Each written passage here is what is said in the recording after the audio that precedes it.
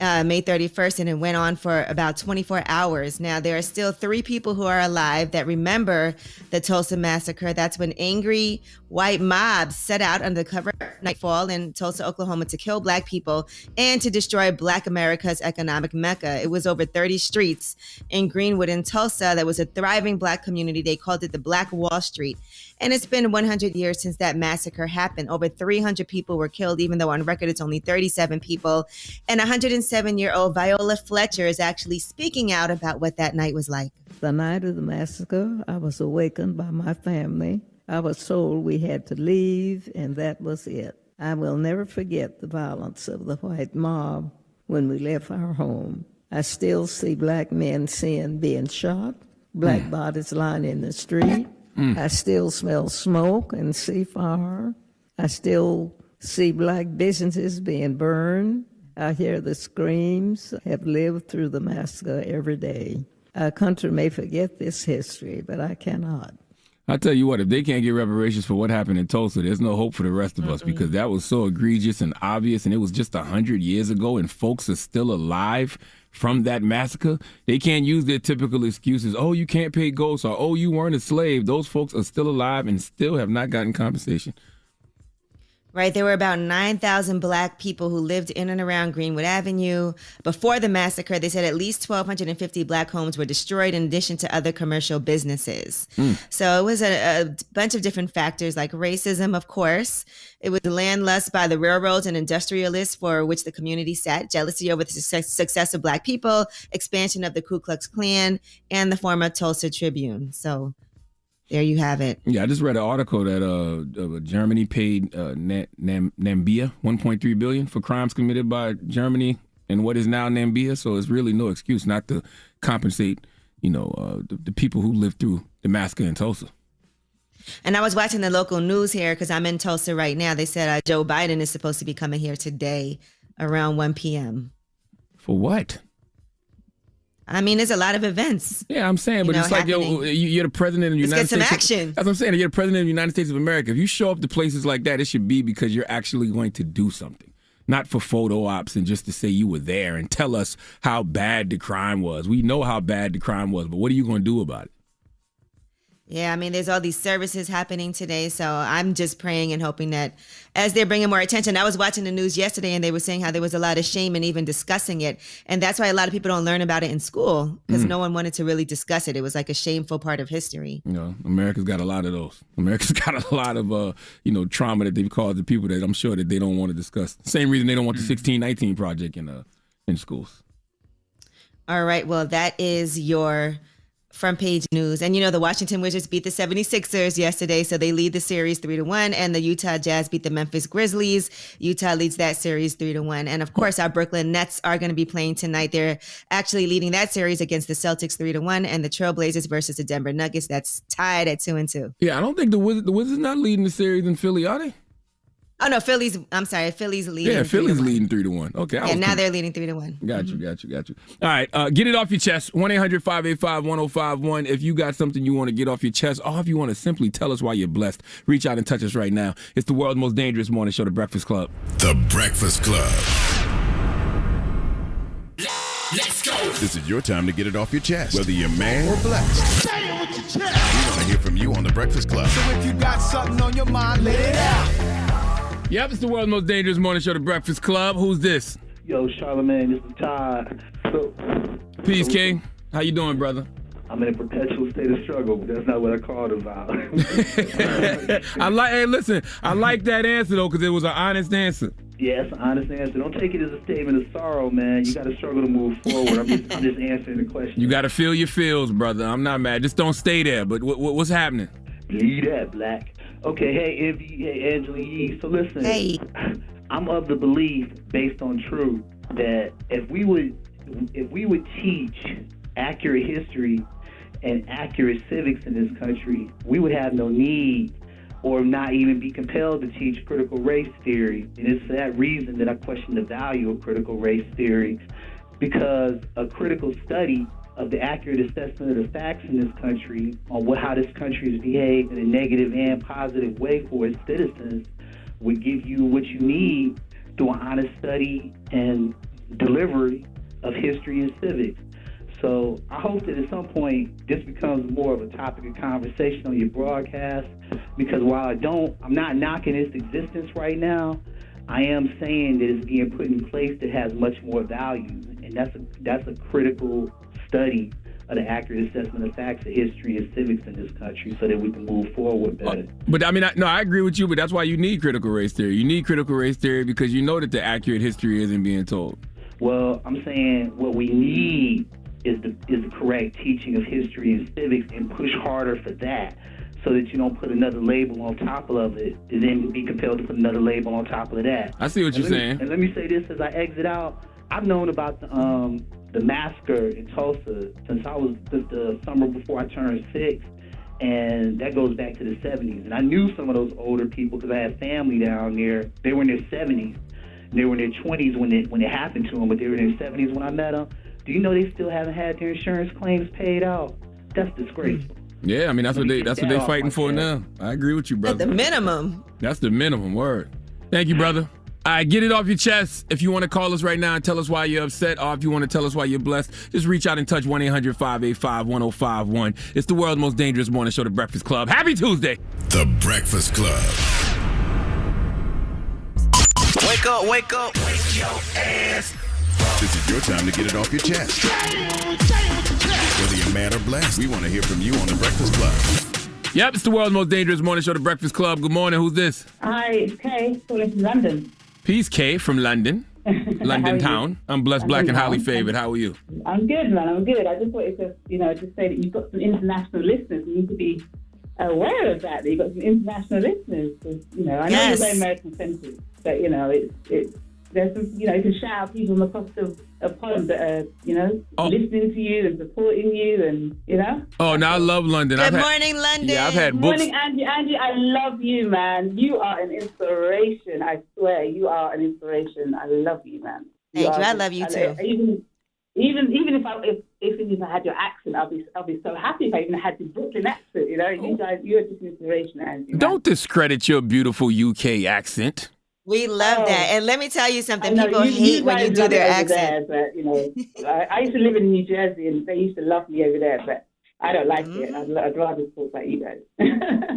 No, I love London. I've done book signings in London. I've hosted parties in London. My homegirl, Ashley, from London, she actually got me a billboard a couple of weeks ago in Times Square when I got my honorary doctorate from South Carolina State, and that blew my mind. So I'm demanding a lot from my American friends for my birthday later this month.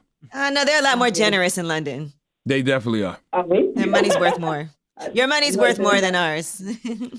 Thank you, Kay. And also, your worldview is a bit skewed sometimes. I've been listening to old podcasts. It's really interesting. I'm listening to what's happened a year previously, and just listening back. You guys should listen back, and just with the whole coronavirus, and everybody's thinking, oh yeah, we'll be out of this in a couple of months, and what other countries are doing. England or Britain has been just as bad as America, in dealing with this, and you guys are not. But then you guys have got states that are open and stuff. We're still in lockdown, and they're even saying that on the 21st of June, when they're supposed to ease in lockdown, they're not going to ease it now because we've got the Indian variant. Wow. Believe me, there's going to be riots in the streets in London, in England, in Britain. If they don't open it up, there's going to be a riot. What's England's Florida? England's Florida? Yeah. Where all the crazy people are? Yes. That would have to be... Ooh, I don't think we've got one. London. It has to be London, I think. Yeah. It's a bit crazy in London. Yeah. It's a bit, there's only one Florida. No, I'll tell you what. It'd be Cornwall, maybe. Cornwall? Okay. Okay. But they all speak a bit funny. Yeah. Okay. That would have to be it. All right. We don't have a Bronx, though. That's damn sure. I know that much. All right. Thank you, Kay. Appreciate you. Damn. Good morning. Yo, what's up? This Cliff. What's going on? Cliff, what's happening, King? Get it off your chest. Much, man, I just want to say I love my wife, my beautiful black queen, Sheena. We just celebrated our 4-year anniversary. Congratulations. And it was her birthday. Thank you. And I just want to shout out our fitness page, man. It's Edmondson Strong, EDMUNDSON_ST RONG. Man, we both lost. Me and my wife both lost 30 pounds over the last year, and we're just trying to get everybody to just stay positive, man, and just continue to look forward to your fitness goals and everything else, man. Y'all have a blessed day. I respect you, All bro. right. You called in That's focused. dope. Shout out the wife. Nice shout out the fitness business. couple. That's right. All right, let's get it off your chest. We do that every morning. If you want to get something off your chest, or if you just want to tell us why you're blessed, start off your morning the right way. Just reach out and touch us. We got Rumor Report coming up, Yeah, since we're talking about weight loss, let's talk about Raven Simone. She's lost 28 pounds, and for some reason, people are upset about her post. We'll tell you what it is. All right, we'll discuss. It's the world's most dangerous morning show, The Breakfast Club. This is the Rumor Report with Angela Yee. Breakfast Club. So listen up. Now, Naomi Osaka has withdrawn from playing in the French Open, and she said it's because of her mental health. She said, the truth is I have suffered long bouts of depression since the U.S. Open in 2018, and I have had a really hard time coping with that. Anyone that knows me knows I am introverted, and anyone that has seen me at tournaments will notice that I'm often wearing headphones, as that helps dull my social anxiety. Though the tennis press has always been kind to me, and I want to apologize to all the cool journalists who I may have hurt, I am not a natural public speaker and get huge waves of anxiety before I speak to the world's media. I get really nervous and find it stressful to always try to engage and give you the best answers I can. So here in Paris, I was already feeling vulnerable and anxious, so I thought it was better to exercise self-care and skip the press conferences. I announced it preemptively because I do feel like the rules are quite outdated in parts, and I wanted to highlight that. Man, drop on a clue bombs from Naomi Osaka. I feel her 1,000,000%. I don't give a damn. Staying healthy is the most important thing that we all can do, and I'm glad that people are taking their mental health that serious. There's nothing more exhausting than being in your own head, being overwhelmed by everything around you. I respect her for unplugging and dealing with the consequences of that unplugging. Well, she had to pay a $15,000 fine for refusing to attend mandatory post-match press conferences at the French Open. Then she withdrew from the tournament on Monday because of that depression and that post that I read to you. Now, so Piers Morgan was going in on her, and he was calling her a brat for refusing to speak to media in order to protect her mental health. And he also said she took a page out of the playbook of Meghan and Harry. Yeah, somebody tells you that they're dealing with mental health issues, and you respond by calling them a brat. Way to go, Pierce. That's the way to do it. I mean, she's been... Yeah, like she just gave this whole thing about what she's been dealing with, about her anxiety and her mental health, and then he bullies her for that. She's, 23 years old?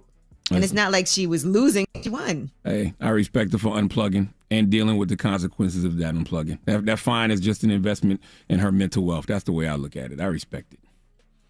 All right, Blair Underwood and his wife, Desiree DaCosta, have put out a joint statement about their divorce. They are calling it quits. They've been married for 27 years. They said they would continue to put their kids' best interests first, according to People magazine. They said, after a tremendous amount of thought, prayer, and work on ourselves individually and collectively, we have come to the conclusion to end our marriage that began 27 years ago. It has truly been a beautiful journey. Okay. I know that sucks. I saw them together one time when I was in New Orleans eating at Niao's. They were both very nice, Yeah, I wonder what gets you to that point after 27 years. Because you would think that, after 27 years, there's nothing you can't work through. So I wonder what gets you to that point where you just I'm out. All right, now, Raven Simone and her weight loss. Let's discuss this. She's 35 years old, and she shared a video celebrating the fact that she lost 28 pounds. Pounds down. Check out the chin, babe. I got a whole different face going on. Just so you guys know, I am 28 pounds down. We started a little exercise journey together, and we're still filming it. We're gonna share it with you guys as soon as it's all done. But I think it's safe to say it's kind of transformative. I mean, you see that jawline though right now? It looks like I have a neck. Congratulations to her. I could stand to lose about 15 my damn self. It was her and her wife, Miranda Pierman Madej. And, some people were not happy about her, being excited about her journey to weight loss. What? I saw people they said that her remarks were triggering and a fitting example of diet culture's effect on society. What? I hate it here. When are the UFOs coming, man? When are the terrestrials coming to bring some balance? Why are you mad at somebody because they're celebrating their weight loss journey? How could that trigger someone? Losing weight? She also had said that she's going to be doing a 48-hour fast And there's nothing wrong with that. It's okay. It's your body. And a lot of times when people do fast, it is also because they're trying to give their organs a break from having to break down food. So it's a good thing to do at times if you choose to do that. How could somebody losing weight trigger you in a negative way? I guess if you have issues with food and weight loss and things like that. Oh, if you can't lose weight? I guess if you have like some sort of trauma with your own weight loss or lack of weight loss, weight problems, whatever the case, hearing other people talk about it, I guess could be triggering for some. You know what's interesting? Nobody got mad at Will Smith for that. And he's been showing off his whole fitness progress and new clips after he discussed how he gained weight. I didn't see anybody mad at him. Well, I haven't seen anything since Will Smith posted that he had a dad bod. So I guess more people can relate to that. Right. You didn't see the video of him in his briefs on a rotating platform? Yeah, but that's the one where he was saying that he needs to lose weight. But right? it's different for men and women, though, right? Like, you never ask a woman, you never talk about a woman's weight, right? Like, things like that. It's like a rule, just like her age. And things. It's different for men and women. The rules are kind of different. But that don't mean she can't talk about her own weight loss. No, I agree. I'm just saying that's the other perspective that I've heard before. Why are we even debating what silly people think? I don't know. It's just silly. Come on. I mean, she's excited about the fact that she's lost weight, and there's nothing wrong with that. It's been a journey for her. Exactly. All right. Now, Michael Jordan recently donated $1 million to Morehouse, and that is to advance and support journalism and sports at Morehouse. The school's journalism program originally launched following a donation from Spike Lee, and now they have released a statement thanking Michael Jordan for that donation, stating Morehouse is grateful to Michael Jordan and Jordan Brand for an investment in the education of talented men of color who will ensure there's equity, balance, and truth in the way sports stories are framed and the way the Black experience is contextualized within American history. Dropping a clue bomb for Michael Jordan. I like hearing about stuff like that. Now, stuff like that, that's what inspires me. That's the type of and stuff Howard you want University your name in. has rolled out a Chadwick-inspired master class. Chadwick Boseman, he wanted to get Howard University students up to speed on the entertainment business early, so he had this idea to do this master class, but the university is now going to roll out a master class template for the Chadwick A. Boseman College of Fine Arts that's inspired by Chadwick Boseman himself. He presented that idea and concept to head honchos before he passed away. Wow. Dropping the clues bombs for Chadwick Boseman. South Carolina's own.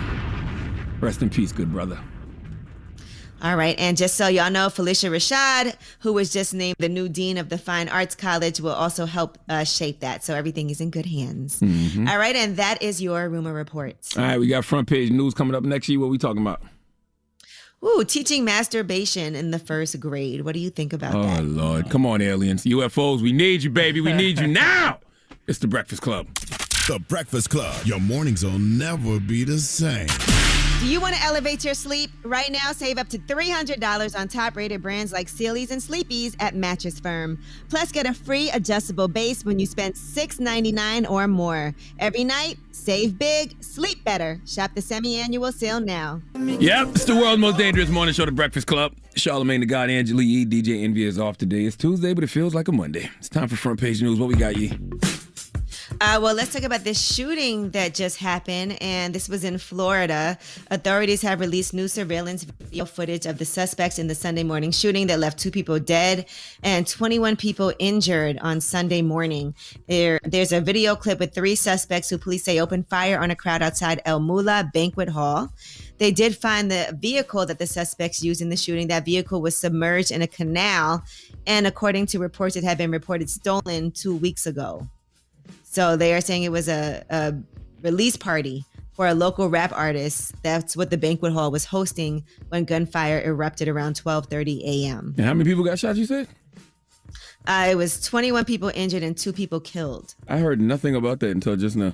Until you told Yeah, the 2 story. 26-year-old men were killed at the scene. Police have not released their identities, but one man said his son, Clayton Dillard III, was killed in the shooting. So our condolences go out to the family of Clayton Dillard III. So what is it? Mass shootings don't move headlines no more? Because I swear I did not see that anywhere. The blogs had it up. They had like the surveillance footage. Yeah. I mean, I've seen it on the news all weekend. All right, now, parents are very upset. And this is at Dalton. It's a very ritzy private school in New York City.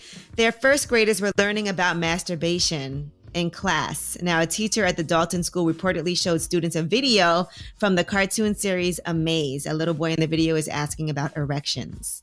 How come my penis gets big sometimes and points up in the air? That's called an erection. Sometimes I touch my penis because it feels good. Sometimes when I'm in my bath or when Mom puts me to bed, I like to touch my vulva too. You have a clitoris there, Kayla, that probably feels good to touch the same way Keith's penis feels good when he touches it. But have you ever noticed that older kids and grown-ups don't touch their private parts in public? It's okay to touch yourself and see how different body parts feel, but it's best to only do it in private.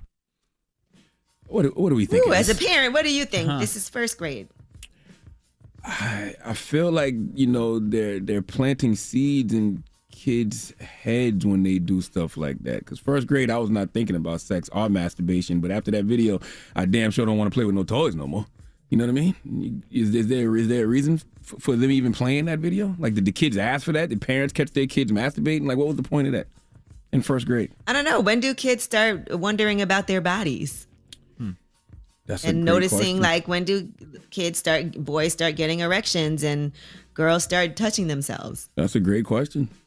I didn't. A mother told the Post, I'm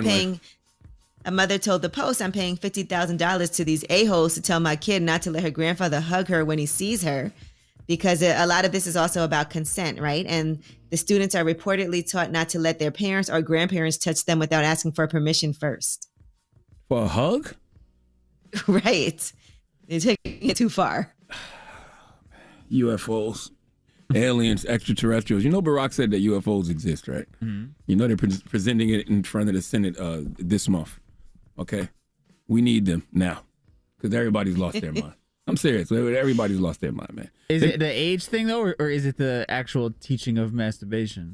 I just think first grade. I mean, it don't bother me. I just think that you're planting seeds in kids' heads when they probably not even thinking about that kind of stuff in first grade. If kids have questions, then you answer the questions for them. But why are you just volunteering this information to them in first grade? Yes. I wonder when. Then they got the little boy humble bragging. The little boy's like, why did he get big? That's where you got triggered. No, shut up. I'm just saying.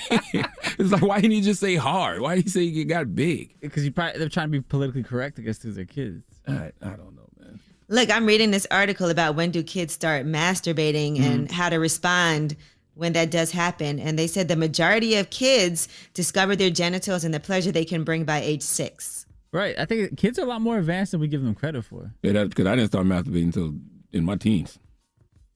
No, I was definitely masturbating before that. But I'm sure that you wondered what an erection was when you were younger. I don't even remember didn't understand about it. And right. I don't remember either. But according to reports, they're saying around by the age of 6, a lot of kids have already discovered things. I would just hope that if schools are doing stuff like that, they're asking the parents' permission before they just, put that in my kids' brains. Like, I would want a slip to go out that says, "Hey, this is what we want to teach on such and such day. Do you have to give your kid permission to, indulge?" That is early for sex ed. I didn't get sex ed until I was in high school, so that does seem a little crazy. I think high school's a little late. Right. High school might be a little late. That's a little late. Okay, explains a lot. That explains so many things about you, Dramos. Especially when you got the teen, rates of pregnancy. Yeah, high school might be a little late. Got to find a middle ground. All right, well, that is your front page news. Now, I know we had another discussion we wanted to have. What was the discussion? We wanted to talk about wearing bonnets in public. I saw that this turned into a huge thing over the weekend. I saw a lot of people weighing in on this. I saw Plies did a post about women wearing bonnets. Then I saw Monique actually did a post about it. And I think we have that audio. Yep. But I saw so many of our young sisters in head bonnets, scarves, slippers, pajamas, blankets wrapped around them. And this is how they're showing up to the airport. Not just at the airport, I've been seeing it at the store, at the mall. And the question that I'm having to you, my sweet babies, when did we lose pride in representing ourselves? When did we step away of let me make sure I'm presentable when I leave my home? What do you think about that? Wearing a bonnet to the airport. Man, niggas be tired. What you mean? People be tired, man. People be needing rest. Like, people just want to get on the plane and take their pillow and go to sleep. And it depends what time of day it is. Like, it does? If it's early in the morning. Yeah, if it's early in the morning, I see somebody with a bonnet, I'm not tripping. I'm not tripping, period. But I don't know. What do you think? Dramos, you wear bonnets. I don't wear bonnets. It's interesting, though, that, I guess even the concept of, our culture, what we wear out, and what's considered being dressed up. Remember back in the day, they wore suits everywhere. And now we kind of wear sweatpants and everything everywhere. I'm definitely not wearing a suit to go to the airport, but let's see what you guys think, and I'll tell you what I think when we come back. 800-585-1051. Call us up. Pull out your phone. Call in right now. Call me.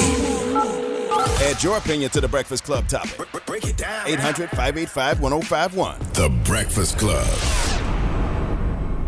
Yep, it's the world's most dangerous morning show, The Breakfast Club. Charlamagne the God, Angela Yee, DJ Envy is off today, and we're discussing hair, bonnets, and pajamas. Talk to him, Yee.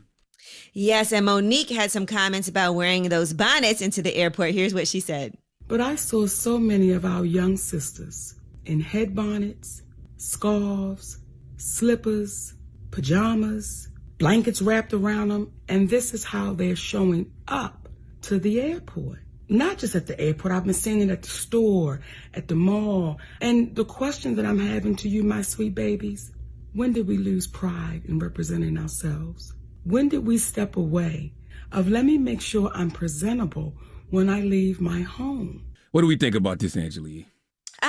You know what? I wouldn't do it personally, but it's not to the airport. Maybe if I was like going outside or going to the supermarket, maybe not even this. I probably would wrap my hair and put a scarf. I would wear a scarf before I would wear a bonnet.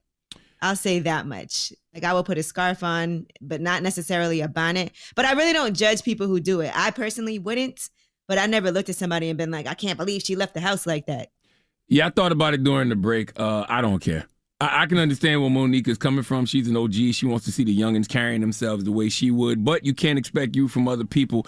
But I don't care. Bonnets are fine. Pajamas, I might say that's a bit much. Personally, I've never seen nobody with pajamas on at the airport. Have you? You have? Oh. Yes, I definitely have. I wear sweats all the time. And basically, I think that's the most comfortable things. I would throw on some leggings, some sweatpants. I definitely always want to travel comfortably. I wouldn't wear pajamas. Yeah, I wouldn't wear pajamas. I'll do sweats, but bonnets, I don't see the problem. You sleep with bonnets on, right? And if you're on a flight for a couple hours, a few hours, it would make perfect sense to wrap your hair because you're going to be sleeping. Yeah, I personally, I wouldn't do it. But I wouldn't care if someone else did it. If I was with a friend or saw somebody in the airport, I wouldn't even think nothing of it. All right, let's go to the phones. Good morning. It's the Breakfast Club. Who's this? This is Jessica. I'm calling from Miami. So I just feel like this whole conversation is ridiculous about bonnets. Where is this same conversation when males are leaving their home with a do-rag? A do-rag is on, and there's no conversation about it. It just proves the point that women are just held to a different standard than males. Women should start wearing do-rags. I be seeing my Asia Wilson. She be wearing do-rags all the time now. I think she got her own do-rag line.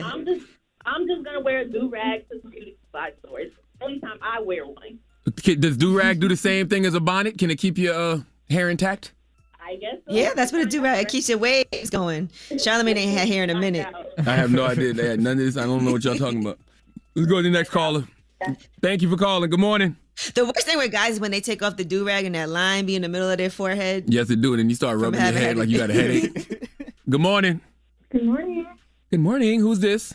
My name is Diana. I'm from Chicago, and I listen to you guys almost every day when I wake up in the morning. Thank you. Your phone's echoing a little bit. Now, do you wear bonnets to the airport or in public? No, I don't.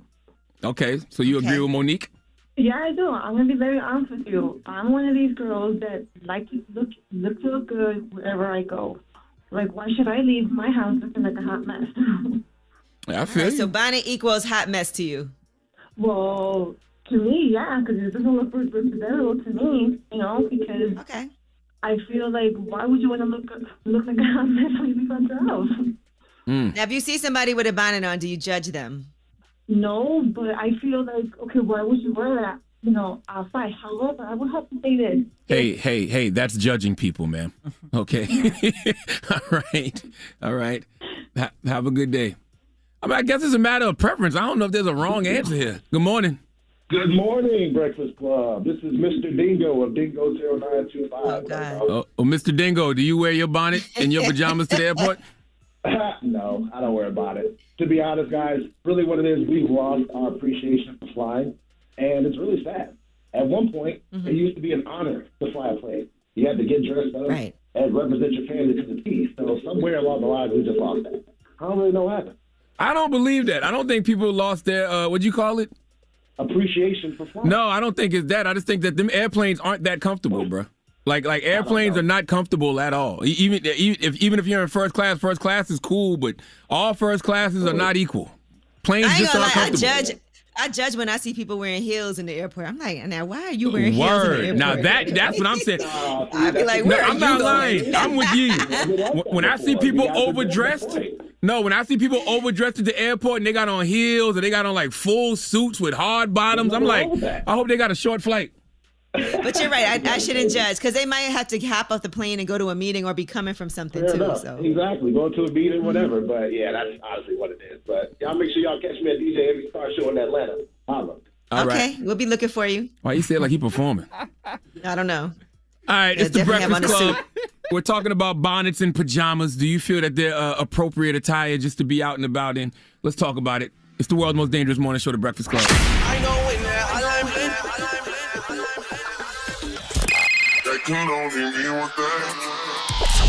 Call me. Add your opinion to the Breakfast Club topic. Come on. 800-585-1051. Yep, it's the world's most dangerous morning show, the Breakfast Club. Charlamagne the God, Angela Yee. It is a Tuesday, and we're discussing bonnets and pajamas this morning. Where did this come from, Yee? This came from Monique and a post that she did about women wearing bonnets to the airport. Here's what she said. But I saw so many of our young sisters in head bonnets, scarves, slippers, pajamas, blankets wrapped around them, and this is how they're showing up to the airport. Not just at the airport, I've been seeing it at the store, at the mall. And the question that I'm having to you, my sweet babies, when did we lose pride in representing ourselves? When did we step away of let me make sure I'm presentable when I leave my home? I mean, I'm not mad at her opinion. I mean, that's her opinion, you know, and what I would say to anybody is you can't expect you from other people, you know? So what about a bathrobe? Can you wear a bathrobe to the airport? No, that's ridiculous. You don't think so? It's next level. Yeah, that's ridiculous. I mean, I think I wouldn't do pajamas. I can understand the bonnets and the headscarves and stuff like that because them flights be long. People be sleeping on flights. You know what I mean? You want to protect your plus you want to maintain your hair. You might be maintaining your hair for a purpose. You might be landing. When you land, you might need to go somewhere. So you got to have your hair wrapped. So when you get there, you unwrap the scarf, comb it out, and you get to where you're going. Who knows? Who knows? Let's go to the phones. Good morning. Good morning. Who this? This is Lynn Spencer. Good morning, Lynn Spencer. How are you? I'm amazing.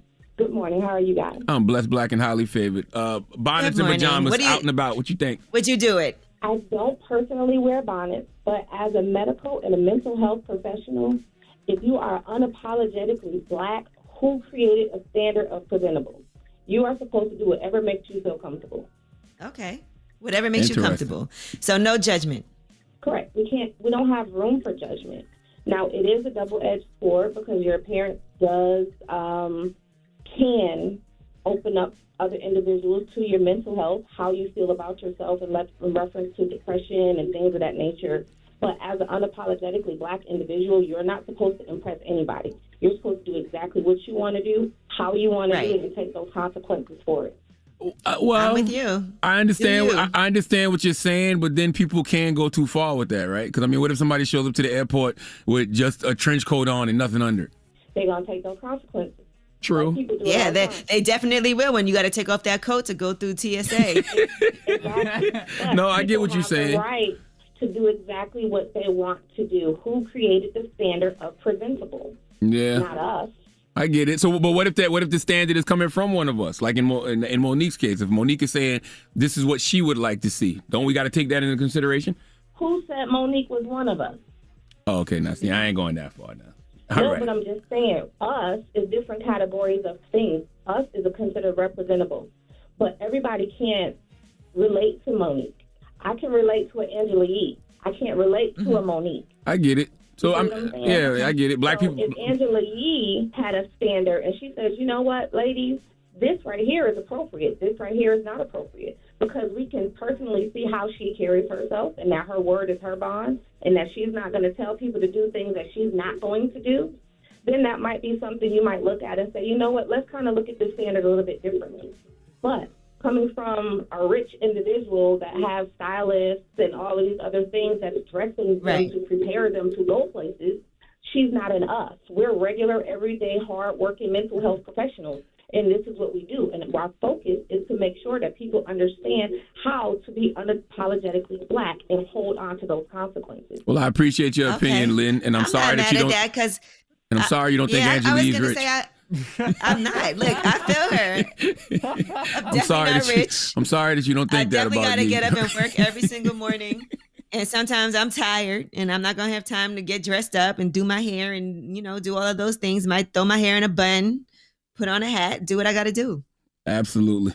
Good morning. Hey. What's happening? Who this? This is Owasa. Is this Leonard? This is Leonard. Yes, it is. Hey, Sir Leonard, how you doing?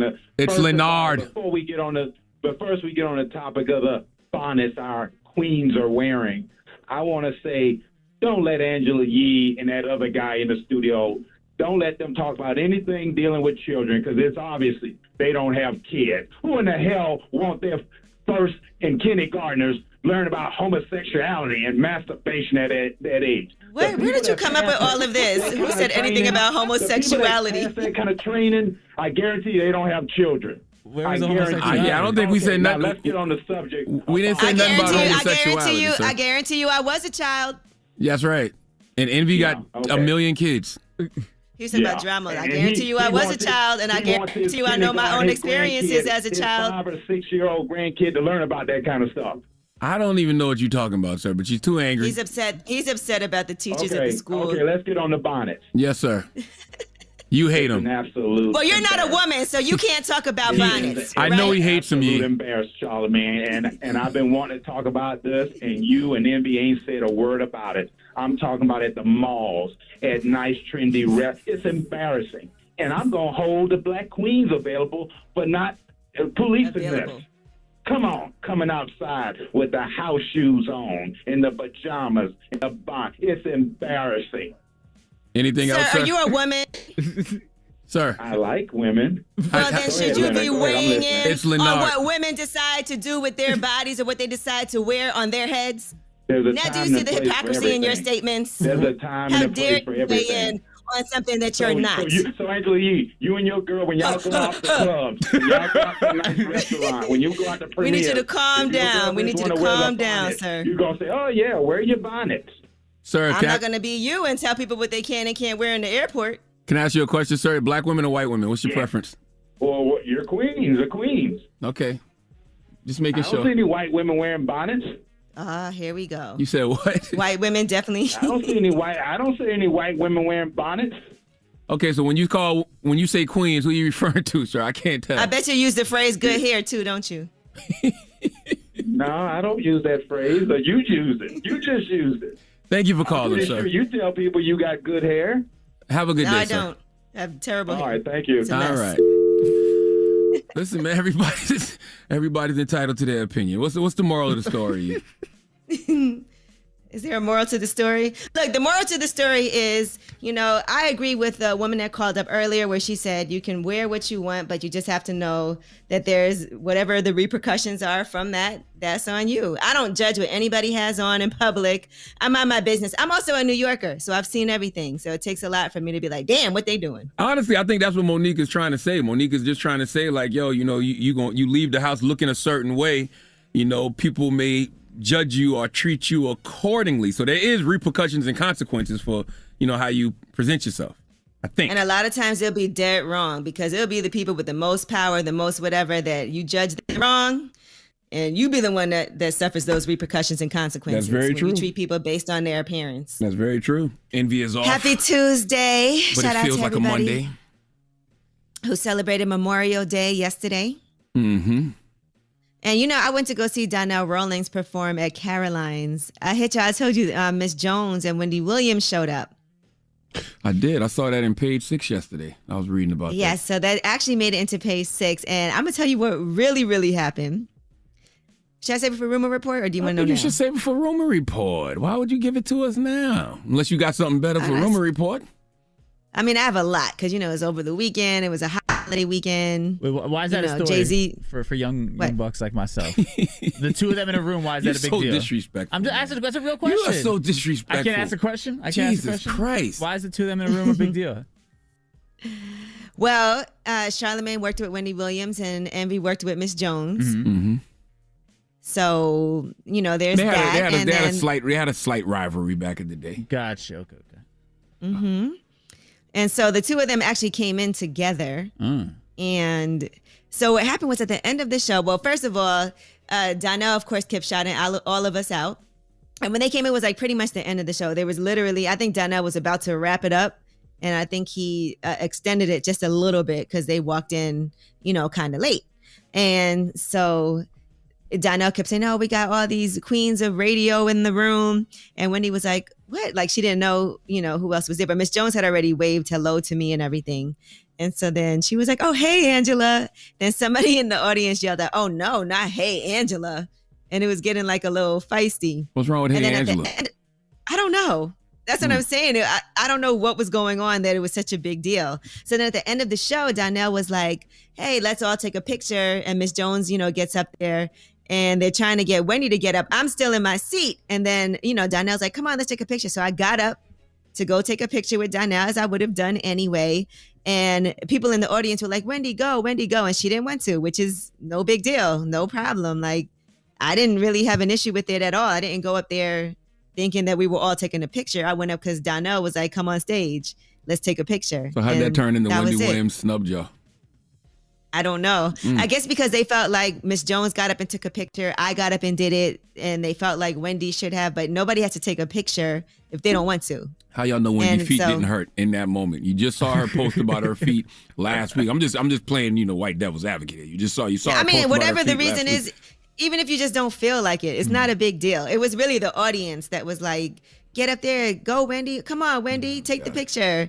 And so it turned into like a way bigger deal. Then it ended up on page 6, or whatever. But Miss Jones and Wendy did come together and they did post a selfie together. They were seated together. And then they left pretty much like right before the show ended. They got up and left. So I guess they wouldn't have to deal with all the everything. So people making something out of nothing per usual. Yeah. Okay. And so I just want to put that out there. I wasn't the one saying, "Come take a picture." It was nothing like that. I was minding my business. Donnell is my boy. He's like family to me. So if Donnell says, "Come get up here and take a picture with him," of course I'm going to do it. And I would have did it regardless, no matter what. So Okay. That was a rumor report appetizer. What we got for the main course? I don't know how that may pay. All right. And we're going to talk about Akon. He's not planning to press charges. Remember his car got stolen? You better than me. I don't know. It's the Breakfast Club. It's about time. What's going on? Rumor report. This is the Rumor Report with Angela Yee on the Breakfast Club. Well, Jay-Z was on the season premiere of LeBron James's HBO series, The Shop Uninterrupted, and he was talking about DMX a lot on this episode. He talked about boycotting the Grammys, and it all has to do with DMX. By the way, the first time I boycotted the Grammys was for him. We both came out that year. He didn't get nominated. He dropped 2 albums, had 2 #1 albums in the same year. I remember that. Yeah. They didn't even nominate him. I won that year for rap album. So my first Grammy win, I wasn't in. So there was a competitive thing, but it was big love. He was so competitive with me. I never met a human being more competitive with me, like ever, not even my big brother. We met battling. We was in the Bronx in the pool hall. After that battle, he went to like a show. He got on stage, "Jay-Z, where you at?" And then in addition, he talks about having to go on stage after DMX. And DMX's energy was crazy. Mm-hmm. Me, DMX, Method Man, Redman, Ja, The Lox, this tour is packed. So X is about to go on, and I'm like, I want to see. I got like X is before you. X is going before me. The lights are up. He's in the hallway. It goes doom doom. Yeah, I just got the chicken. And now the arena's shaking, and I'm like, this is cool. And then he goes, and the arena goes crazy. First of all, deafening, and I'm like, oh shit. They're like, "Hey, now you go." The best part about that is Hov didn't let that situation make him bitter. He let it make him better. He became a better performer after witnessing that. Because he could have just hated. Yeah, because imagine Method Man and Redman, the energy they had too. When they used to be on tour? That was the second concert. No, that's the first concert I've ever been to in my life. Hard Knock Life Tour. It came to the North Charleston Coliseum. What's in your mouth? I'm trying to, my fish oil pills. Why would you talk right now? I'm sorry. Just relax. But yes, that was the first concert I ever been to in my life. North Charleston Coliseum, Hard Knock Life Tour. I think that was 99, 2000. I don't remember. All right, well, since Page Six has all the reports, Jay-Z and Beyonce, according to Page Six, are rumored to be the buyers of a new $28 million Rolls Royce. It's the boat tail convertible car. So they said it's the most expensive car in the world. And an industry insider told the UK's Telegraph that they believe that the Carters are the ones who purchased that car. All right, let me see how I can make this situation make me better and not bitter. $28 million for a Rolls Royce for a car? $28 million. What does this car do? Does it fly? Can it go underwater like a submarine? What does it do? I'm looking at it. It don't look that nice. Does it drive itself? What year is it? Where is Envy when you need it, man? Don't forget the car show is coming up if you don't have anything to do. A $28 million car? All right, and I want to talk about Coi Leray for a second. I thought this was really nice. Nicki Minaj, Polo G, and others have shown support for her after there was a crowd reaction clip that went viral. It was her performance in Houston, and it shows that a section of the crowd is just kind of standing there while she's performing as part of H-Town Memorial Day mayhem. And she went on Twitter and said, the love used to outweigh the hate, but now the hate outweighs the love and it's slowly destroying me. Feel like y'all trying to kill me. That's why I stay out of the way. Got to make sure I keep my distance. Your haters are in my life for a reason. We're going to have to deal with each other and with whatever smoke.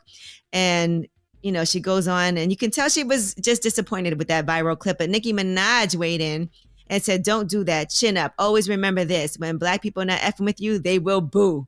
Those people were on their feet. That means they may not have known the song, but they were interested in getting to know more. So they were observing you. Charge it to the game and move on. Yeah, I mean, by the way, the hate never outweighs the love. Social media just makes it feel that way. And I'm sure that there was a point in that show, in her show, that there were songs that they were more familiar with that I'm sure the crowd was going crazy over. What's that song she got that's popular? No More Parties or something like that? No More Parties. Mm-hmm. I'm sure people were wilding out when that song was playing. Polo G weighed in also said that's always how it be when you first come in compared to when you really blow. You got to block that ish out and keep going crazy. You got it. And so that was dope. But actually turned into the best weekend for her after that, having everybody give her their advice. Here at in New York City, our headquarters is Power 105.1. And, Nyla Simone is the DJ here on Power 105.1. She's also Coiler's road DJ. And that was a moment where they were playing a new song that the crowd didn't even know. So she was debuting new music. So that makes sense that the crowd wasn't responding to it. All right. Well, that is your rumor report. Now, Charlamagne, you got Donkey of the Day coming up? Yes, I do. And it's going to a young man named Cole Buckley. He needs to come to the front of the congregation. We would like to have a word with him, please. All right. The Breakfast Club. The Breakfast Club. Your mornings will never be the same. Angela Yee here, and did you know that the General Insurance has been saving people money for nearly 60 years? That's a long time. So if you want the quality coverage you deserve at prices you can afford, check out The General. 800-GENERAL or visit thegeneral.com. Some restrictions apply. Don't be out here acting like a donkey. Hee-haw, bitch. Hee-haw. It's time for Donkey of the Day. I'm a big boy. I can take it. If he feel I deserve it, ain't no big deal. I know Charlamagne guy gonna have some funny shit say out his mouth. If you gotta say something you may not agree with, doesn't mean I'm mean. Who's getting that donkey? That donkey. That don't. Donkey of the Day right there. The Breakfast Club, bitches. You can call me the Donkey of the Day, but I mean no harm. Yes, Donkey of the Day for Tuesday, June 1st goes to a 21-year-old Massachusetts man named Cole Buckley. Now, we all know how passionate people are about their sports team. Sports is probably the shared experience in this country that brings us together the most. It's amazing that you can be in an arena with someone who's a fan of the same team that you are, and for the duration of that game, regardless of what your race, sex, gender, religion, or class is, you and that person are on the same page. Doesn't matter what any of your differences are. It doesn't even matter what your biases are. If y'all are rooting for the same team, okay, during that game, you're on the same team. And that's a beautiful thing. But some of you fans take things too far because y'all act like the team you're rooting for is dying for you. Okay, I am a diehard Dallas Cowboy fan because my daddy is a diehard Dallas Cowboy fan. I drop on the Clues Bonds for Larry McKelvey. Okay? Cowboy out there in Moncks Corner, South Carolina. But I'm not about to fight you over that silver and blue. Okay, I'm not even going to curse you out over that silver and blue because I get nothing from the Dallas Cowboys except joy when they win and sadness when they lose. So I can't understand for the life of me why fans do criminal things in support of their favorite teams. This is what brings us to the curious case of Cole Buckley. He's 21 years old, and he's a fan of the Boston Celtics. And after Kyrie Irving and the Brooklyn Nets washed the Celtics on Saturday night, and Kyrie Irving wiped his feet on the face of Lucky the Leprechaun, Cole Buckley decided to take it upon himself and do this. Let's go to WFXT Boston 25 News for the report, please. We can now put a name to the face of the fan who's accused of throwing a water bottle at Kyrie Irving. He's Cole Buckley. He's 21 years old, and he's from Braintree. He also now faces a lifetime ban from the TD Garden after this incident. This is what happened. Basically, the game ended, the C's blown out rather by the Nets. Kyrie Irving going to center court, wiping his foot on the C's logo. He went to the locker room, but before he got there, a water bottle came down from the stands, and he raised his hand to be able to point out that fan. Police swarmed that fan. Seconds later, that person was arrested. His name is Cole Buckley. This is not the only incident like this in terms of bad behavior by fans. Last week in Philadelphia, a 76ers fan threw popcorn on Russell Westbrook of the Wizards. And in New York, a fan spit on Hawks guard Trae Young. Also in Utah, the Jazz were playing the Grizzlies. There were fans that reportedly heckled the family of Grizzlies star Ja Morant. Look, whether you're the Sixers fan who threw popcorn on Russell Westbrook or the clown who spit on Trae Young at the Garden, or the idiot who ran on the court last night during the Sixers versus Wizards game, if you love sports the way you say you love sports, if you love your team the way you say you love your team, then why, oh why, would you, A, do something to make your team look bad, and B, do something that will get you banned for life from the arena of the team you love? Not to mention the golden rule is do unto others as you would have them do unto you. Shouldn't you do unto other players as you would have people do unto the players you root for? Now, Kyrie had something to say about the situation. Let's listen. It's unfortunate that sports has come to a lot of this, kind of crossroads where you're seeing a lot of old ways come up. It's been that way in history in terms of entertainment, performers, and sports for a long period of time of just underlying racism and just treating people like they're in a human zoo. I agree, and I just think it's just common courtesy and decency. Okay, the players you root for don't appreciate you doing that to other players. Now, you, Cole Buckley, are banned for life from TD Garden, and you have an assault and battery by means of a dangerous weapon charge for what? Throwing that bottle at Kyrie isn't going to change the outcome of the game. The final score is what it is. I don't care if you're upset that Kyrie, didn't leave the Celtics on good terms. Hell, if I'm Kyrie and you did that to me, you just proven why I made the right decision leaving this city, because that love is clearly not real. Now, for all you fools who say Kyrie shouldn't have disrespected the logo, sure, you may be right. But you know whose job it is to protect the logo? The Celtics. Okay, the team, they have to go on that court and bust the Nets' ass. That's how you defend the logo. Okay, but Cole, even if Kyrie disrespected the logo, who died and made you the guardian of the garden? Okay, how come you the only fan reacting in that way? Okay, then what happens when a player gets something thrown at them and they react the way the OG Ron Artest Meta World Peace did back in the day? Dropping the clues bombs for Meta World Peace. Okay, if one of the players reacts in that way, are they wrong? No, they wouldn't be, but they will be the ones who get treated like they're dead wrong. They're the ones who are going to get fined, crazy, suspended, and have to deal with all the high-stakes consequences that the punk-ass fan who started it won't have to deal with at all. Okay, listen, if you love sports the way you say you love sports, if you love your team the way you love your team, then why would you ever do anything that would get you banned for life from watching the team you love? Please give Cole Buckley the biggest hee-haw. It's just totally unnecessary. Mm-hmm. All right. Well, thank you, Charlamagne, for that donkey of the day. That's right. And coming up next, who we got, Yee? Oh, man. Now, she is an icon for real. It is Caribbean Heritage Month in June, by the way. So happy Caribbean Heritage Month to everybody out there who wants to celebrate with us. But Miss Pat is going to be joining us. Now, if you don't know who Miss Pat is, she is one of the founders of VP Records. And VP Records is one of the biggest independent labels for dancehall, soca, reggae music. Was founded back in 1979 by Miss Pat, and her husband and her kids and grandchildren now run the label. But when I tell you the biggest artists in Caribbean music have been signed to VP Records either now or at some point in their career. Mhm. I mean, Spice is there, Beanie Man, Shabba Ranks, Buju, Bounty Killer, Bungie Garland, Capleton, Bob Marley at Shaka one point Demus. too, right? Bob Marley. I don't know if Bob Marley was signed there, but they did used to own a record store. So there's pictures of him. And she has a book out too, by the way, about her reggae music journey. And she has pictures of a young Bob Marley there because their record store in Kingston, Jamaica was like the spot where everybody used to go. So a young Bob Marley did used to come there and they did used to sell his records. But I don't believe that he was signed to VP. But they had pretty much all of the huge artists, Mr. Vegas, Wayne Wonder, T.O.K., anybody, Sean you Paul. name it. So Sean Paul is probably their biggest success to Buju date. Banton. And they did a whole collab with Atlantic Records with Sean Paul to really make him the huge star that he is today. And so Miss Pat is the founder of VP Records, and she's going to be joining us now as we kick off Caribbean Heritage Month. All right, it's the world's most dangerous morning show, The Breakfast Club. The Breakfast Club. Morning, everybody. It's DJ Envy, Angela Yee, Charlamagne the Guy. We are The Breakfast Club. We have a special guest in the building.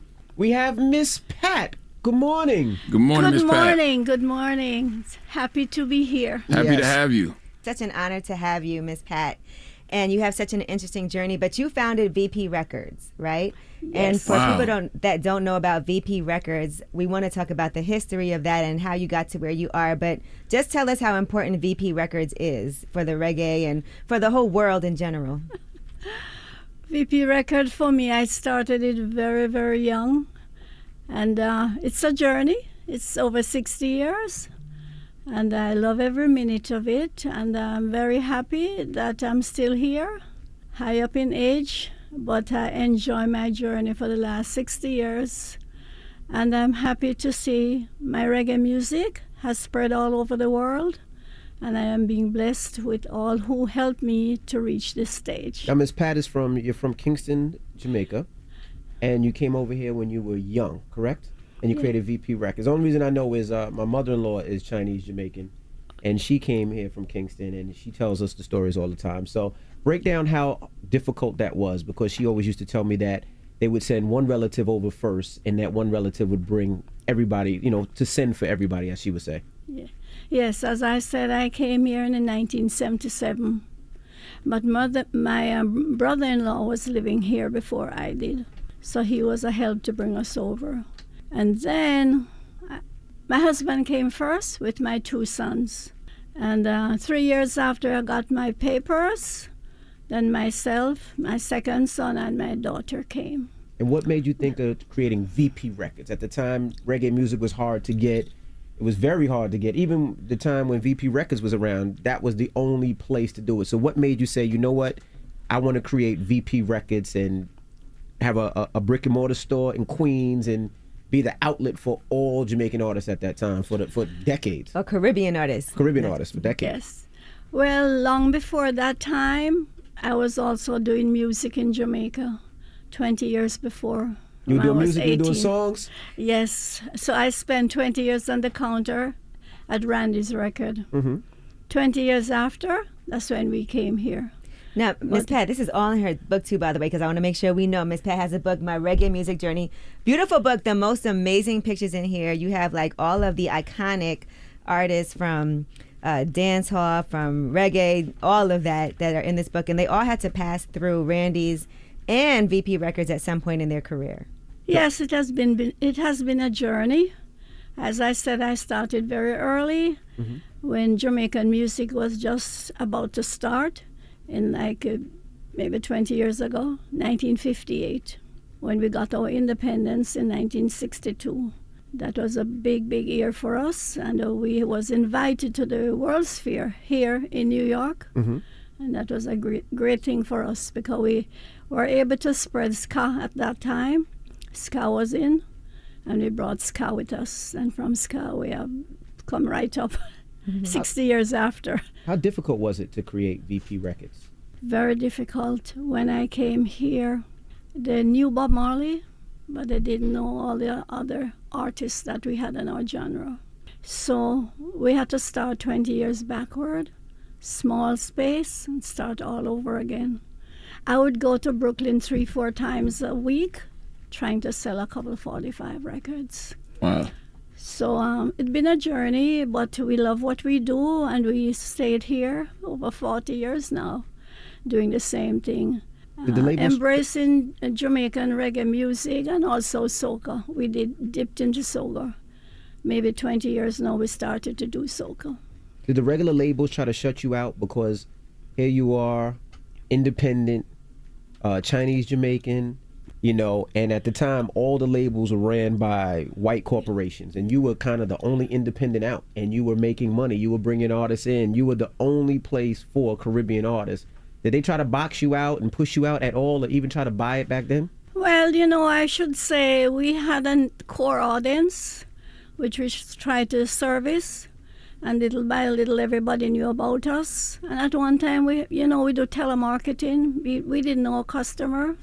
There was a few white big labels here, but they didn't stop us because we had a variety of music. We brought in all the small labels as well as the popular labels. Mm-hmm. So we were really a big one-stop. At one time, I had over 600 customers selling all over the country. And I'm blessed because we didn't have any money to advertise, but we used a lot of flyers, pamphlet, all the information we can. And I was on the phone. We started telemarketing, so we had to have all the music in our head. We didn't have computer to write on. So if a customer would come and ask us for music, we have to know which record they want, what LP it's on. Because 20 years before that, I stayed on the counter, so I know all the singers, all the producers, all the label, how much version is in a song. Sometimes the customer doesn't know the name of the record, so they'll hum it for me and I'll find it for them. That was definitely me when I used to go to VP Records, because I knew the name of no songs. I'll be humming all of them. Now, Miss Pat, before we even start with VP Records, let's go back to Randy's in Jamaica, right? And how you guys started, or how you started even that business, because that was something that just wasn't being done back then. It was you and your husband who started Randy's, and just tell us the idea behind that, because you've always been a hustler. Yes. At 18, my husband was working with a jukebox company, so we bought them out from the company that he worked with, and that's where we started selling old jukebox records, and that's what our anchor. And later on, we developed in selling 1111 LP like Percy Slip, Jim Reeve, Sam Cooke. All those were the latest, because it's R&B and jazz. And I don't even think we knew about hip-hop at that time. Mm-hmm. 60 years ago, we didn't hear about hip-hop. So that's how we started, selling used record. And we developed Studio afterward, Studio 17. And my store was at 17 North Parade, where it was the heart of Kingston. And everybody gathered around. We have Chris Blackwell passing through. We have great producers like Lee Perry, Scratch Lee Perry, Bonnie Wailers, Scatterlights, Jammies. Even Bob Marley came through, right? Even Bob Marley came through when he first started with Lee Perry. All right, again, you know it's Caribbean Heritage Month all of June, and we'll be talking some more with Miss Pat about her book and her reggae music journey. Coming up next on The Breakfast Club. What's up? It's The Breakfast Club, and we are joined by Miss Pat. Now, if you don't know who Miss Pat is, she is the founder of VP Records, one of the largest reggae music labels ever that's ever existed, and it's Caribbean Heritage Month, so let's get into it. Miss Pat. Now, VP Records, VP is Vincent and Pat. That's the name? Yes. I just figured it out. Okay. That's our first name, Vincent, which is Pat V, Records. and Patricia, which is P, so we just call it VP. When we went to register it, we didn't even know a name, so we just, okay, just put in our name. And it so happened that it was unique after. And you also helped artists, I heard this, I don't know if this is true, but a lot of the Caribbean artists said you would help them get the proper paperwork to come over here to be able to perform and to be able to come over here and work. A bunch of artists that I've dealt with said, no, VP helps me with that. Is that true as well? Yes, you know, we have to do the proper papers. So we had to help them. Mm-hmm. Who do you think has been the biggest crossover artist? Because I would say, when I was talking to Spice, she was telling me Sean Paul was probably, signed to VP, and then you guys did it. Do you do a deal with Atlantic with Sean Paul, or does he sign directly to Atlantic? How did that work? No, Sean Paul was signed to us, But when he started to make the hits, we collaborate with Atlantic. And so, if you had to say for yourself, who has been the biggest success as far as sales, as far as crossover, would you think it's Sean Paul? I think so. Because at that time, when Sean Paul came on the scene, hip-hop was very big then. And I think they associate Sean Paul with hip-hop. So I think, when I came, it was just all Bob Marley they knew. And I thought they would associate Bob Marley with Sizzlers and the other roots music. But it didn't take off as much. It was the dancehall, Yellow Man, so on, that the dancehall, that really, Buju Banton, Beanie Man. Did you watch the verses with Beanie Man? Yes, with the very Did you watch it? Yes, I did watch it. They shouted you out too. I really liked, I like everything in it because I think because of the pandemic, everybody was at home and this was like a fresh, new excitement for everyone. So we got a lot of response and I was very happy that everybody liked it and enjoyed it. Mm-hmm. How did you transition from a record store to a label? Well, in Jamaica, we started out as a record company selling records, and afterward, when we built a studio, it was not naturally.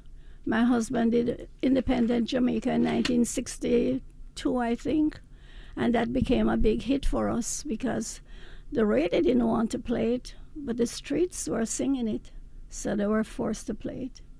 And that's how we started, to make our own records. And as we go along, we just do, every day we try to do something better. Didn't plan it, didn't go to business school, but we just follow our instinct. And there was a lot of people that helped us along the way because we were in the heart of Kingston where everybody sang.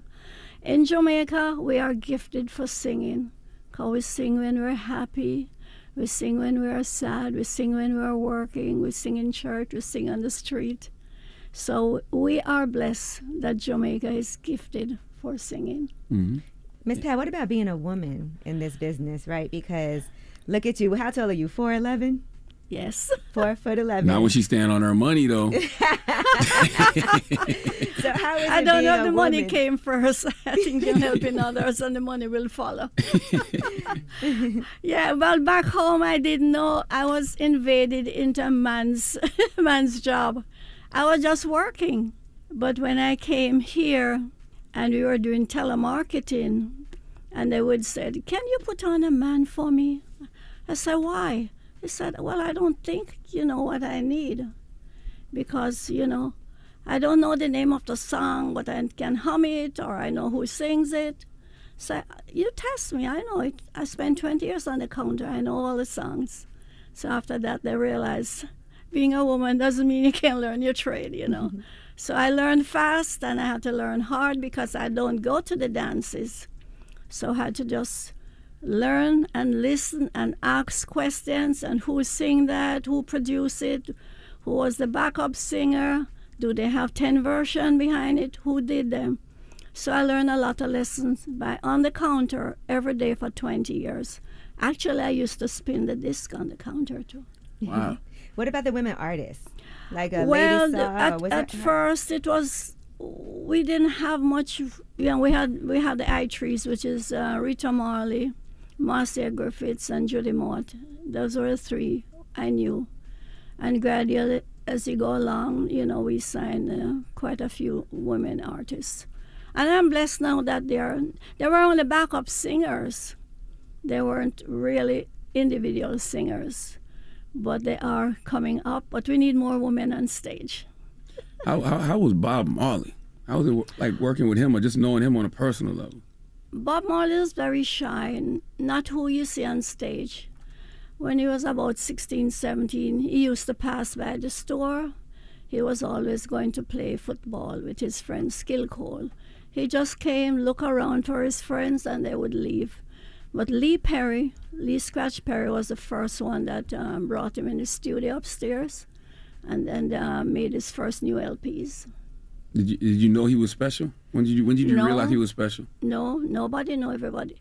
Everybody sang in Jamaica. Mm-hmm. Even when Bob Marley made the hits in America first and in England before we realized he was His manager, Chris Blackwell, really trained him, teach him, and showed him the way, and he was accessible too.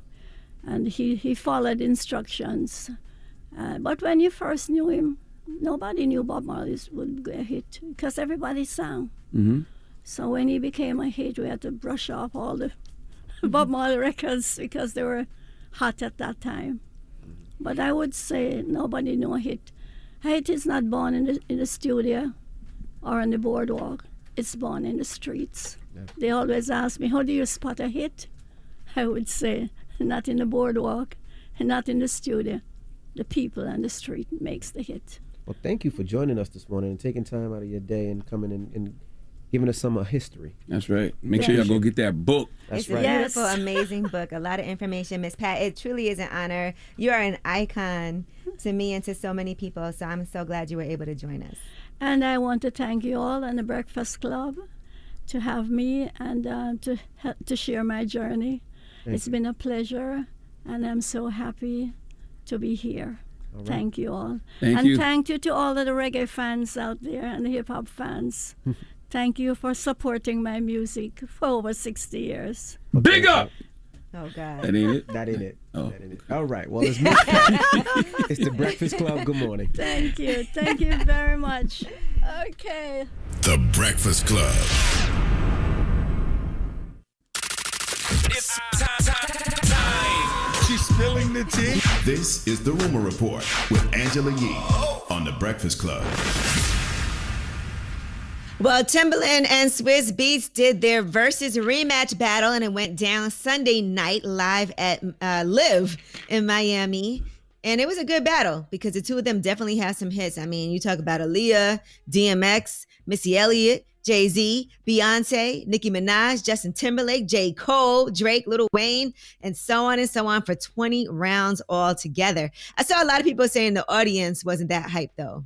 You needed like a better situation than that. And it was really nice at the end with the Aaliyah and Missy birthday jacket that Swizz gave to Timbaland. If you guys had a chance to see how dope that jacket was. But a lot of things happened during this battle. Now, to kick it off, Missy Elliott did this preview. Timbo the King. First of all, I want to say congratulations. And I want to say I'm proud of you and Swizz. And thank y'all for creating verses for us to relive some of the best moments in music. But Tim, you know Swizz be coming with them snappers. He be coming with them bangers. So you got to come straight out the gate. I love the both of y'all. Y'all deserve all the flowers coming to y'all. Now, one moment that was a surprise was Swizz Beatz actually playing an unreleased verse from J. Cole's song, Bath Salts. Who the first one that wanna jump up? Who the first one that wanna get lumped up? This rap ish got you really believing you that if you rapping like niggas hanging with tough looking for bragging rights. I don't know if that's cool with y'all, if so then cool. I move along, a veil like I grew up with do's and don'ts, and that type lose their life like you might lose your phone. Relatively often, now I put 750s often, never lift me off my square or off my chair. In this game of musical chairs, ain't it clear that my maneuvers way more fluid than theirs? And I hear you talking about your money. Was you aware just to catch up to my bread it would take you 200 years? Yeah. I wonder why he saved that verse. Bath Salts is on the new DMX album with Nas and Jay. Maybe too long. I don't know. All right. Well, the whole night was dedicated to DMX. Yeah, I forgot about that verses last night. I'm not gonna lie. I have to catch the replay of that one. I was watching basketball and TD Jakes all day yesterday. Yeah, this was Sunday night. What was last night? Oh, Monday. Oh, damn. Today's Tuesday. Yeah, Sunday. I was watching I was watching you TD keep forgetting what day it is. That's right. I was watching TD Jakes and basketball all day Sunday. Yeah. Yep. All right. Also over the weekend, DC Young Fly, apparently he was performing in Oakland, California, and something happened. I guess an incident happened where somebody came on stage during his set and they said that he knocked the person out. I saw people posting DC Young Fly knocked him out and then kept the show going. Now, he posted his own explanation. He said, I'm from the west side of Atlanta. I'm really from the streets. I've been stabbed. I'm traumatized. But God turned my life around. But I always stay on point just in case I have to protect myself. Pleasanton, Oakland, I love y'all forever. And we always have a good time. But I'm mad you'll have to see that side of me. But if you don't F with me, please don't come to my shows if your intentions ain't to come and have a good time. First of all, DC Young Fly don't bother nobody. Drop on the clues bonds for DC Young Fly. Right. Okay. He's minding his business. That's right. And sometimes swinging on folks is a form of self-care. If you on that stage, you got to protect your peace. The security not fast enough sometimes. You got to protect your peace and you got to protect yourself. I'm not mad at DC Young Fly for that.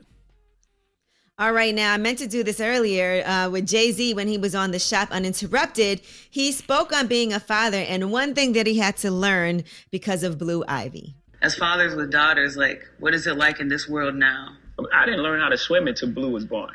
Like, this is a metaphor for our relationship. Right. If she ever fell in the water and I couldn't get her, I couldn't even fathom that thought. Right. And that was the beginning of our relationship. I thought about the Hall of Fame, and I got the announcer. I was like, thank you guys. I was taking Blue to school. I was like, this ain't no celebration. Like, she walked away. I was like, yo, your dad's in the Hall of Fame. Baby, a kiss. I'm in the Hall of Fame. She's like, bye, Dad. I mean, the evolution of hip-hop is such a beautiful thing, right? But that's such a perfect metaphor, not just for your kids, but in life, period. Like, you always got to be willing to learn new things so you can better serve and help others. I was thinking it's a Brooklyn thing. You see Chris Rock learn how to swim. Now Jay-Z knows how to swim. I'm next. I'm going to have to learn how to swim. You don't know how to swim? No. I say that like I do. That's why this is all... That's why this is all fascinating to me, to see people learning how to swim now. And I'm a water You know sign. I love being in the water, but I can't swim. No, You don't know how to swim? No, I can't swim. Not at all. I'm shocked. Mm-mm. How y'all both judging each other? Neither one of you knows how to swim. I ain't know what you said, Drum. Your beer was in your mouth. What'd you say? Y'all both judging each other, but neither one of you knows how to swim. I ain't judging. You got the judgment in your voice, both of you. All right. Dramos, get out of here. He's always trying to start something. Now, let's talk about, since we're talking about LeBron's show, The Shop, let's talk about his agent, Rich Paul. Now, he recently did an interview with The New Yorker, and he talks about being a black man in a field of agents that is overwhelmingly white. And he said that many black athletes are reluctant to sign with a black agent, but he said it was much more the case with the white counterparts. He said it's very difficult for me to represent a white player. And he said, look around, there's very few. I represent a player from Bosnia, but again, he's international. He looks at a difference. And so he was asked, so white players who are American don't want a black agent? And Rich Paul said, they'll never say that, but they don't. I think there's always going to be that cloud over America. Interesting. I would think that, you would want the best agent. I would think that you would want the person that's, getting the most deals done, getting you the best deals, getting you the best endorsement deals. I would just think you want the best agent. And he also talked about the decision, right? And that whole situation that happened with LeBron. And he said it helped other athletes take control of their careers. And Rich Paul did say, that's why I don't speak to Bill Simmons. A lot of that has to do with race. He wouldn't have said that about Larry Bird. He wouldn't have said that about J.J. Redick. You get what I'm saying? The decision 10 years ago is the norm today. It's what everyone wants to do. Kids won't even decide where they go to college without it being a big production. And Bill Simmons says some ish like that. I wonder who are the top agents, though. I mean, Rich Paul's definitely, one of the hottest top agents out. I wonder who else is on that list. Yeah, because he has Anthony Davis, Ben Simmons, Draymond Green, Anthony Edwards, John Wall. So he has a pretty nice roster. All right, well, that is your rumor report. Word. So I guess I got to lie right now and tell y'all that the People's Choice Mix is up next. Oh, man. Listen, what y'all want to hear? Stop lying to people. What do I want to hear this morning? You think he going to play Be a Whole Lot of Money? I have no idea. What you think Envy going to play? I have no idea. This is the People's Choice Mix, not the People's Make your mix. requests right now. Y'all can tweet at DJ Envy, tell him what you want to hear. He's going to get that on for you in the mix. Oh, God. Okay. It's The Breakfast Club. The Breakfast Club. Your mornings will never be the same. Enter for a chance to win 2 high-end cell phones with 12 months of service and $2,500 thanks to Simple Mobile. Simple Mobile. Out with the old, in with the simple. To enter and get rules, visit breakfastclubonline.com. Yep, it's the world's most dangerous morning show, The Breakfast Club. Charlamagne the God, Angela Yee, DJ Envy is off today. It is a Tuesday. We had a long Memorial weekend. It still feels like Monday. Did. I know. And listen, I'm out here in Tulsa, Oklahoma, and it does feel I mean, I'm glad I'm here. It's historic, but there's just so much pain that people in Tulsa, Oklahoma had to endure. And the fact that there's 3 people who are still alive from the Tulsa Massacre that happened 100 years ago today. You know, I'm going to be doing some panels today with Hennessy.